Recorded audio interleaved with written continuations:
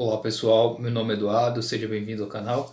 Estamos analisando o livro Como Educar Sua Mente, de Susan Weisbauer, agora iniciando a parte 2, que tem como título Leitura, Ingresse na Grande Conversação. Nessa parte 2, especificamente, a autora agora vai tratar sobre cada tipo de gênero que ela vai estudar, que ela vai apresentar as listas e técnicas de leitura. Por exemplo, ela apresenta aí um capítulo sobre o romance, onde ela apresenta aí toda a história dos romances, técnicas de leitura e ao final uma lista dos principais livros que ela considera que você tem que estudar. Depois ela também faz outro capítulo sobre biografias, explica a ideia de autobiografias, conta sua história, as principais obras e faz a lista e assim por diante. Então nessa parte 2 é tratar justamente, como o próprio título diz, né, a grande conversação, ou seja, vários títulos que têm algo em comum e uma história em comum aí para serem analisados de certa forma em conjunto, né? Agora aqui iniciando no capítulo 5. O capítulo 5 ele tem como título, né, a história das pessoas, leia a história através do romance. Então, nesse capítulo 5, a autora Susan Weisbauer fala sobre romance, onde ela vai primeiramente explorar, fazendo uma breve análise dos primeiros parágrafos dos romances, né, onde ela analisa aí, características, né, inicialmente dizendo aí que à medida que se aproxima o século XXI, né, os primeiros parágrafos eles vão tendo mudanças, eles são menos diretos, eles são mais amplos, né, e apresentem um contexto aí da história ou descrição maior, né, isso sempre fazendo um paralelo, uma distinção dos primeiros parágrafos do início de cada tipo de romance. Né. Entretanto, há elementos em comum, por exemplo, entre Cervantes e Calvino, que ela observa que coloca coisas parecidas, né, similaridades, mesmo tendo passado mais de 300 anos aí de história de literatura, especificamente de romance. Né. E ela coloca, né, que o romance, ele embora sofresse alterações ao longo do tempo em estilo e em forma, ele tem determinadas convenções. Essas convenções são basicamente dois tipos. A expectativa do leitor para com o livro, né? Ou seja, nem sempre o autor segue essas convenções, mas são convenções que fazem com que o leitor se interligue com aquela obra. E também a convenção linguística, né? A forma com que você vai escrever tais textos e tudo mais. Então, logo em seguida, ela fala sobre a história do romance, numa parte do capítulo, né, que chama 10 minutos de história do romance. Aqui ela vai narrar como se desenvolveu esse tipo de obra literária. Né? Na antiguidade não havia propriamente romances como nós conhecemos hoje. As histórias longas, né, em prosa e tudo mais, não era algo comum na antiguidade. Os épicos eram mais comuns, em forma de versos, né? Isso era o que havia mais de literário. Né? Em termos de romance, isso não era comum. O romance, como nós conhecemos mesmo, ele surgiu ali por volta do final do século XVIII. Especialmente aqui que a autora menciona, né, os principais autores, né? Daniel Defoe com Robinson Crusoe, Samuel Richardson, né, com Pamela, e Henry Fielding com Joseph Andrews. Né? Todos esses participaram, né, participaram de um movimento literário e desde então outros autores passaram a utilizar das mesmas formas com que eles escreveram, né, estilo romance. Interessante dizer que Dom Quixote, né, do Miguel de Cervantes, ele foi um precursor aí da ideia do romance, né? Ele apresentou os mesmos estilos, mas a autora considera esses três que eu mencionei como sendo aí, os inauguradores aí do romance. Né? Os livros de histórias longas, eles em prosa, né? Então normalmente eles relatavam virtudes ou então a história de uma nação antes aí do romance. Normalmente tinha esse viés, as histórias antigas, né? Basicamente, narrar a história de um povo, narrar a história de alguma coisa relacionada à virtude. Agora, com relação ao romance, isso foi mudando com o tempo. O romance do século XVIII em diante, ele é considerado como um livro da pessoa. Ele trata a história de uma pessoa e a perspectiva de uma pessoa. Então veja que há uma diferença entre as histórias anteriores de épicos, que narravam normalmente a história de um herói em meio a uma nação, a origem de uma nação ou algo do tipo, né? Era algo um pouco mais impessoal. Agora não, no romance é um livro da pessoa, por isso o título do próprio capítulo, né? A história das pessoas. O romance ele é algo que identifica um personagem e tenta caracterizar e vincular isso ao próprio leitor, né? E aqui ela dá um conceito, né? Romance é a narrativa em prosa que explora a vida interior de um personagem. Então, no século XIX, basicamente, o romance também se expandiu muito mais depois do século XVIII, né? Cada vez mais as pessoas se tornavam mais letradas e tudo mais, né? E com isso surgiu um rival também lá no final do século XVIII, né? Chamado folhetim. O folhetim era o rival do romance, pode-se dizer assim, em termos para serem melhor compreendidos, né? O folhetim ele era mais leve, ele era normalmente escapista, né? Ele não dizia respeito à própria sociedade, não tratava das coisas relacionadas à sociedade. E propriamente os homens em si não respeitavam muito o folhetim, consideravam que eram coisas de mulher, né? Tendo aquele certo preconceito daquela época, e os homens em geral liam mais os romances ou obras mais complexas, mais filosóficas, né? Mais obras clássicas, enquanto que as mulheres que se tornavam letradas, alfabetizadas, liam com frequência os folhetins como se fossem romances de novela. Então era algo mais passageiro, para entretenimento e tudo mais. Então existiam essas duas vertentes aí de leitura, né? O romance e o folhetim. E muitas vezes as pessoas confundiam o romance com o folhetim, né? E isso trazia um certo preconceito em relação aos próprios romances, né? E com o passar do tempo, os próprios escritores de romances tiveram que se adaptar a isso, né? E tiveram que alterar, de certa forma, suas histórias para ganhar um certo respeito. O romance ele então passou a ser mais realista, e quanto mais realista, mais a crítica valorizava e considerava aquele romance em bom conta, né? Considerava como algo positivo, enquanto que os folhetins normalmente eram algo passageiros, eram coisas para entretenimento, mais fantasiosos e tudo mais. Os próprios romances, que eram muito fantasiosos, eram criticados como sendo algo superficial e que não valeria a pena serem lidos ou considerados. Então, diante disso é que tem essa história toda, né? O romance ele era mais popular, assim como o folhetim também era popular, né? Ambos eram popular, porém o folhetim era tido com muito mais preconceito, enquanto que o romance, que fosse mais realista, era visto com o melhor olhar aí pela crítica, né? Tem um trecho aqui do livro da Susan Bauer que é bem interessante, né? O público leitor era basicamente feminino, especificamente aqui em relação ao folhetim, né? Uma vez que as mulheres de classe média tinham dinheiro para comprar romances e tempo livre para lê-los, mas não tinham o latim e o grego necessários para apreciar os clássicos mais sérios, mais masculinos. Então, o público-alvo aí, especificamente dos folhetins, mas também dos romances, eram as mulheres que tinham mais tempo para ler e se entreter com isso. Então, você via como se fosse aí, uma novela mesmo, né, para as pessoas se divertirem, né? Então, o romance ele iria ser identificado aí como livros escapistas para as mulheres e, como eu mencionei, se tornaram mais realistas para se distanciar disso, né? Romances sobre a realidade eram tidos melhores recebidos pela crítica, e com isso começou a surgir as primeiras correntes de ideias, né? Os contos fantásticos eles passaram a ser menos menosprezados, né? Apesar deles continuarem, porém eles eram desprezados. No século XIX, por exemplo, teve o gótico, né, que era um tipo literário, né, de romance, e estava mais em alta, né, porém eram histórias sobrenaturais e de mistério e não eram vistos ainda com um respeito devido. E nisso surgiu o chamado movimento realista, ou realismo. Né? Esse realismo, ele basicamente, a ideia do romance era descrever a realidade, né, com seu modo físico, descrever aquele ambiente e tudo mais, e descrever o seu espaço e tudo mais. Um exemplo claro aí é o Gustave Flaubert, né, que criava mapas, criava tudo realista em relação à sua história, em relação ao seu romance. Então, a ideia do realismo era retratar nas histórias o mundo real propriamente. Enquanto que logo depois surgiu o realismo psicológico.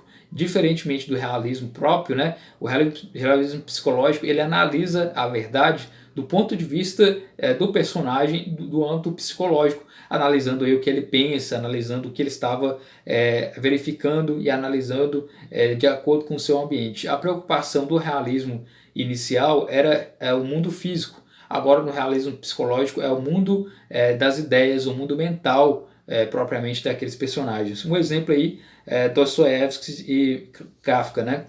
No romantismo psicológico existe o chamado fluxo de consciência.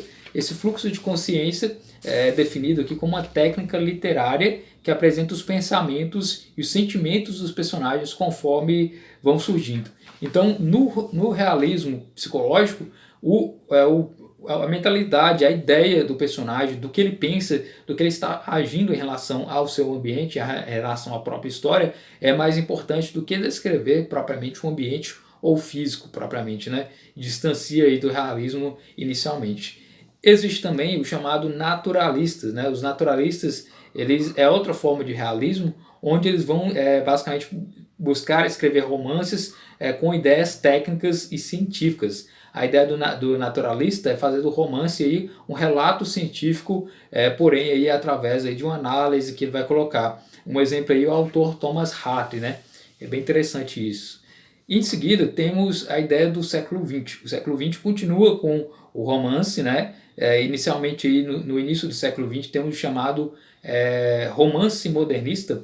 Esse romance modernista ele busca dizer que a vida ela é caótica e não há uma verdade propriamente. Ele critica, de certa forma, o primeiro realismo e o realismo psicológico. Enquanto que o realismo ele trata de te demonstrar e te impor uma verdade em relação ao mundo físico ou ao mundo psicológico, no realismo moderno diz que não é possível estabelecer uma verdade, estabelecer algo considerado como concreto e como verdadeiro, né? Por isso é um romance modernista, né? Dando a ideia de que não existe algo verdadeiro, aí tudo é sem ordenação, né, basicamente sem resolução. Há uma ausência de enredo propriamente, o próprio estilo da obra também, há uma tendência aí a desprezar a história anterior também, e de certa forma o romance modernista ele visa aí uma certa elite, ele não era voltado para o povo propriamente, como era no início aí do romance, que era algo mais popular.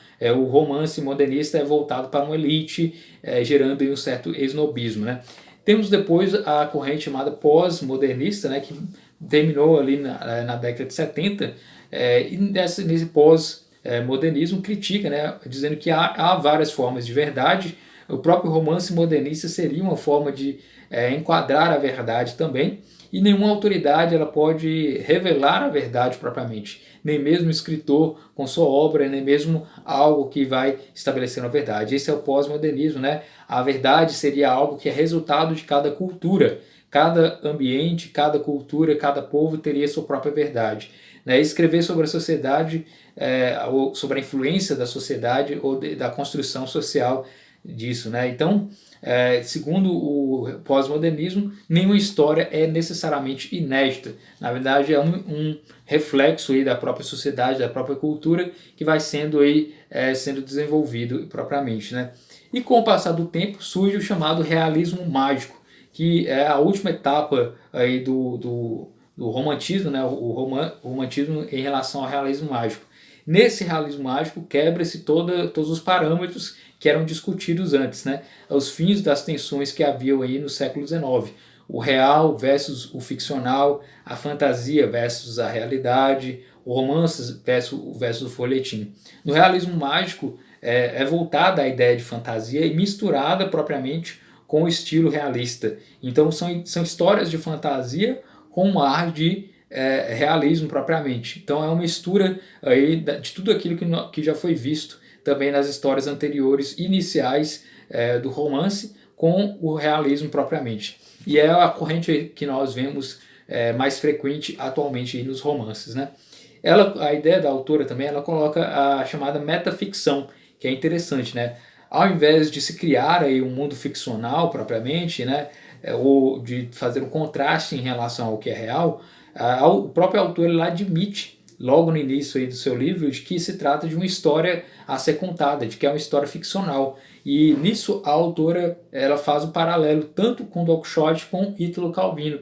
Os dois têm isso de semelhante.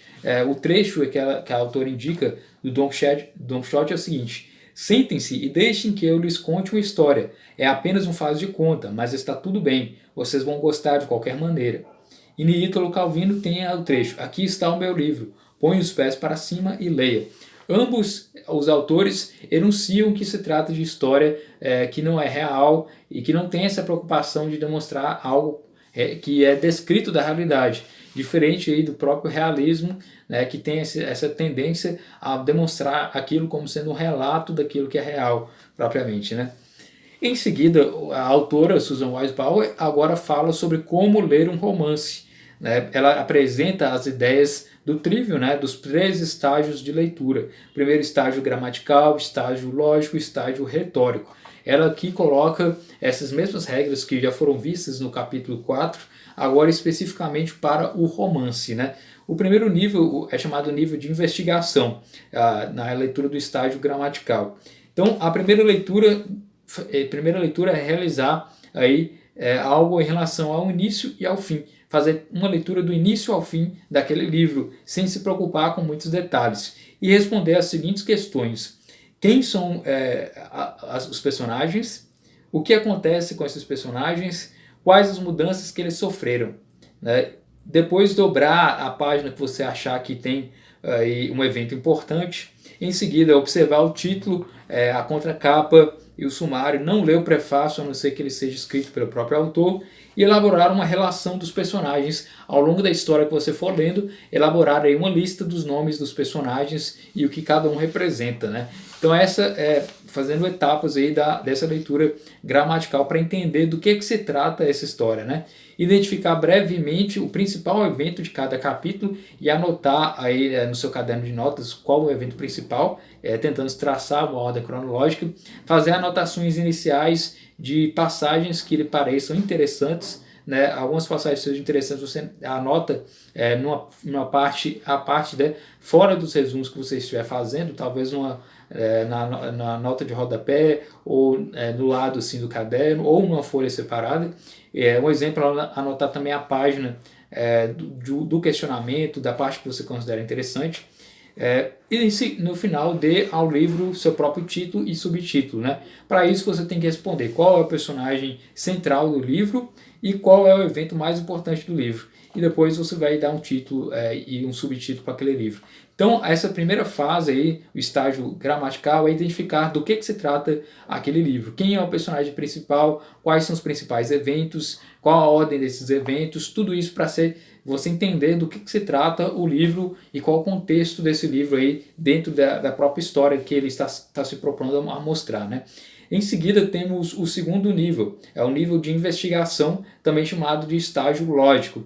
Aqui você vai ter a ideia de que um livro que não é de ficção, um livro que não é romance propriamente, normalmente ele tem argumentos. Você tem que procurar se aqueles argumentos são verdadeiros, organizar a lógica daquele argumento. No livro de ficção, romance, pergunta-se se o livro ele é comovente. Então é diferente nos livros argumentativos, nos livros teóricos ou técnicos, onde você vai buscar uma verdade ou um argumento verdadeiro. No romance você vai buscar algo que te comove, que trouxe emoções, que trouxe experiências junto aos personagens e à leitura que você está realizando. Então a pergunta é, esse livro foi comovente? Então as respostas que devem ser dadas, né, objetivamente, elas vão ser analisadas também por você, né? Mas não há necessariamente uma resposta correta para isso, né? É algo um pouco subjetivo, porém há perguntas que você pode fazer que são aí interessantes para você ter uma melhor amplitude e ideia daquele livro. As perguntas são as seguintes: esse romance é uma fábula ou uma crônica? Aqui para você estabelecer qual é o estilo que é utilizado basicamente naquele livro, né? Como é que aquele livro foi feito, saber se um romance tem eventos fantásticos ou se ele é realista, né? A ideia de fábula é a ideia que tem elementos fantásticos e a ideia de crônica é uma ideia que é um livro mais realista, né? E refletir nos seguintes questionamentos também. Se esse livro ele é realista, como o mundo é apresentado? Né? Qual a descrição física daquele mundo? Como é que é a descrição psicológica, se for o caso de ser psicológico? Então, para saber se é um livro relacionado à corrente realista, mais formal, né, clássica, ou realismo psicológico. Em seguida, se o livro for fantástico, né, relacionado à fábula, qual é o objetivo do autor? Se esse livro é uma alegoria ou se esse livro só é alguma especulação do autor. Normalmente os livros fantásticos, eles têm essa ideia de serem alegorias, ou seja, de representar algo na história em relação ao nosso mundo real, né? Uma representação de algo que está naquela história, um elemento aí fantástico, porém que representa algo na nossa realidade. E ressaltar isso, se esse livro de fantasia ele é uma alegoria ou não. Né? E se ele não for alegoria, se há apenas uma especulação, né? Se o autor não estabelece aí uma conexão com a realidade. A terceira pergunta, para sabermos aí se é uma fábula ou crônica, é se ele é realista com elementos fantásticos, ou seja, se ele está aí na última corrente de ideias do romance aí, que nós já analisamos. Outra pergunta que tem que ser feita para saber aí, nesse nível de estágio lógico, é o que o personagem central, ou o personagem, né, basicamente, está querendo. Qual o desejo do personagem principal? O que está no seu caminho? E qual a estratégia que ele adota para superar esse obstáculo que está no caminho dele. Ou seja, verificar qual o obstáculo dele, verificar qual o vilão, algum acontecimento que está atrapalhando esse personagem a atingir esse objetivo. Toda história naturalmente tem essa ideia do personagem que quer atingir um objetivo. Então você tem que anotar aí quais são os objetivos do personagem principal. Quem está contando a história? Essa é a terceira pergunta que tem que ser feita.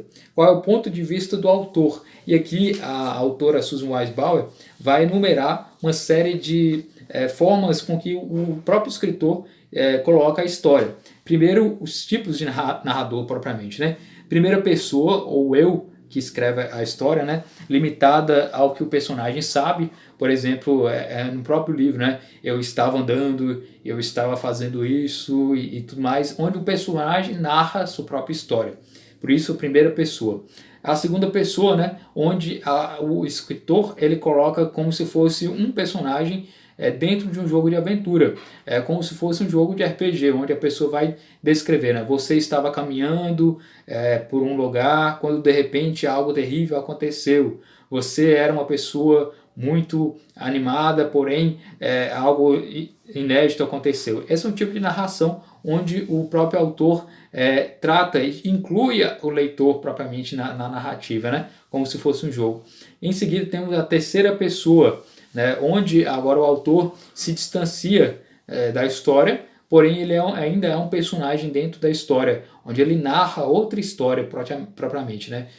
Ou seja, um personagem narrando sobre outro fato. Né? Por exemplo, dentro da situação aí, onde um autor coloca, por exemplo, o personagem narrando. O outro, ele estava fazendo isso, mas eu não gostei, e nós acabamos fazendo isso. É uma narrativa onde o personagem narra sobre outro personagem. Temos ainda a terceira pessoa objetiva, onde o narrador narra os acontecimentos, mas não narra os sentimentos. Né? A terceira pessoa objetiva é como se fosse aí um diretor de um filme, onde você assiste o filme e não consegue ver o pensamento daquele personagem, mas tudo é narrado e você vê aquela ideia basicamente através dos próprios atos do personagem. E por último temos o ponto de vista onisciente, né? O narrador onisciente, onde o narrador sabe tudo aquilo que está na história, sempre não importando o local, não importando aquilo que é demonstrado, tanto no âmbito psicológico quanto espacial. O narrador onisciente ele sabe tudo e descreve tudo que ele pode, né? Então, tudo isso é para dizer que existem várias formas de se narrar a história com seus devidos estilos e limitações de cada tipo de narração propriamente. Então, um exercício que é interessante, segundo a Susan Bauer, né, é pegar uma narrativa que esteja numa pessoa, por exemplo, na terceira pessoa, e recontar essa história seguindo aí outro tipo de narrativa propriamente. Isso é algo bem interessante, né, colocar outra pessoa na história fazendo um resumo. Outra pergunta que ela coloca nesse estágio ainda é qual é o cenário da história. É analisar aí toda a história e se ela acontece num tipo de lugar determinado. Toda história tem um lugar, tem que ser necessariamente descrito um lugar. Mas aqui você vai analisar o lugar, o ambiente, e se esse ambiente influencia na história, e se os personagens observam esse ambiente e se mudam em relação a ele, né? Observar, portanto, os trechos descritivos, né? O ambiente ele pode ser tanto natural quanto construído aí pelo homem, artificial. Então tem que ser anotado aí como é esse ambiente que se passa a história. A quinta pergunta que tem que ser feita é que estilo o escritor está empregando. O estilo ele não é apenas o vocabulário que tem que ser utilizado, mas também as sentenças, a forma com que o escritor irá lidar aí com aquela obra, né, as orações que ele coloca e tudo mais. Então, para saber se o estilo do escritor ele é simples ou curto, a Susan Bauer dá uma dica, né? Contar, por exemplo, a quantidade média de palavras no parágrafo, contar o número de substantivos e verbos que tenham 3 ou mais sílabas, contar quantos substantivos se referem a coisas concretas ou ideias abstratas e quantos verbos descrevem uma ação física ou uma ação mental. Tudo isso para descobrir aí qual é o estilo do autor, né? Através dessa análise dos parágrafos e verificar os verbos propriamente.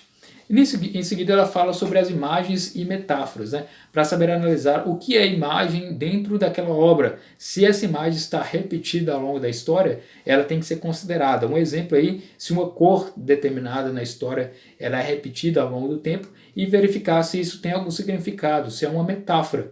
Metáfora é um elemento da história que representa uma realidade. Né? Já falamos de alegoria. A alegoria é um conjunto de metáforas, um conjunto de, basicamente, coisas que estão naquela história que representam algo da realidade. Em seguida, ele fala sobre as cenas abertas e o fechamento.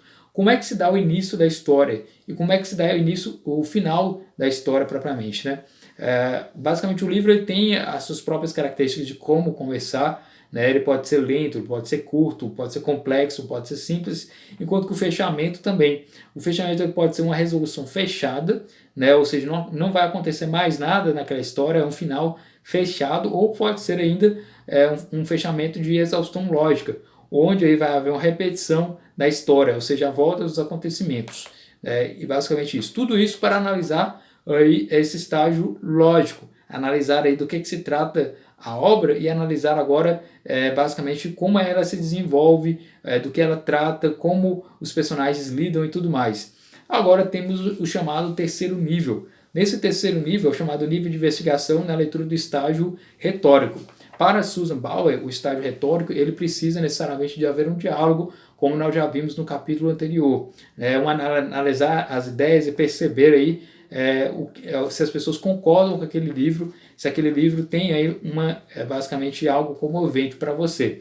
Nessa interação de duas pessoas é interessante para analisar aí esse livro. E tem algumas perguntas a serem feitas e serem respondidas. Né? Você simpatiza com os personagens? Com quais e por quê? Aí demonstrando se há um vínculo do personagem com a sua leitura, se você se comoveu em relação a algum personagem, se você se sentiu atraído para a história do personagem. Né? A técnica do escritor lhe dá uma ideia da sua tese central, da sua compreensão da condição humana, se aquele livro traz uma ideia de condição humana, se ele basicamente traz uma percepção sobre o ser humano propriamente. 3. Seria o romance autorreflexivo, ou seja, os próprios personagens eles refletem entre si sobre um determinado tema? Você tem que responder isso. 4. Né? Será que o escritor foi influenciado por sua época? Normalmente as pessoas acreditam que todo escritor ele é influenciado por sua época, mas existe a corrente chamada formalista, onde eles acreditam que o romance ele tem que ser independente de seu tempo. Mas cada obra tem que ser lida dentro do seu contexto também, para que você possa aprimorar melhor a sua leitura. Né? Então os críticos literários eles dizem que cada obra ela reflete sua época, né? E é interessante ler aí os livros de história para contextualizar. Aqui a Susan Bauer dá dicas de livros de história para que você possa contextualizar cada livro propriamente de acordo com as ideias e forma de vida que estavam vigentes naquela época. Né? E a penúltima pergunta, né? Há alguma tese nesse livro? Ou seja, se o romance ele leva alguma experiência, mas que traz aí também uma ideia, né? Propriamente todo romance ele vai trazer experiências para o leitor, mas normalmente alguns livros, eles também, além de trazer isso, eles trazem ideias. Né? Por exemplo, aí, o livro de Fahrenheit, né? Que ele traz a ideia ali de preservação dos livros, traz a ideia de uma ditadura intelectual, né? Onde você vai observar que ele traz ideias anti-regimes autoritários. 1984 também traz essa ideia. Então aí você tem que verificar se esse livro traz essas ideias ou se ele é apenas um mero romance. Né? E aí, por último, a pergunta, né? Você concorda? O livro trouxe experiências que você concorda? Se você concorda que esses regimes autoritários não merecem serem valorizados, que aquilo lá é uma crítica em relação a eles, né? Uma história ela pode sugerir, portanto, aí, um ideal do mundo, né? Ou então rejeitar um modelo de mundo, no caso rejeitando aí modelos autoritários, nesses exemplos que eu dei aí, 1984 e outros livros também, né? E aqui em seguida a autora ela traz a relação comentada dos romances, né? E traz uma longa lista aqui nas páginas 107 até a página 141, onde você irá analisar Miguel de Cervantes, Don Quixote, tem vários resumos que é interessante que você leia. Toda vez que você for ler cada livro, é interessante que você leia depois, justamente para fazer o comparativo, né? Eu não recomendaria que se lesse antes de ler o livro propriamente. Né? John Bunyan, né? O Peregrino, Jonas Swift, né? Viagens de Gulliver, Jane Austen, Orgulho e Preconceito, Charles Dickens, Oliver Twist, Charlotte Bronte, né?